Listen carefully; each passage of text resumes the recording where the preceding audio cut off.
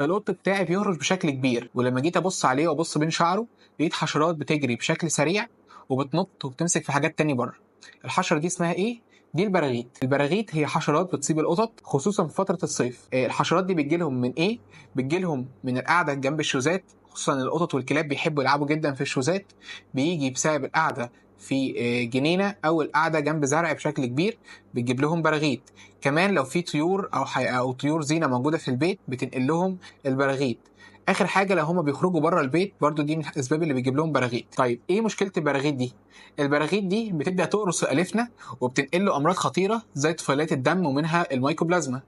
كمان يخليه يجيله حساسيه ويهرش في جلده بشكل كبير وممكن يعوره ويجيب لنفسه بكتيريا على جلده. يبقى احمي اليفي ازاي من البراغيث دي؟ اول حاجه يكون بيطعم حشرات بشكل مستمر ومحافظ على الميعاد الدوري بتاع التطعيم بتاعه في ميعاده. كمان ان احنا نمنع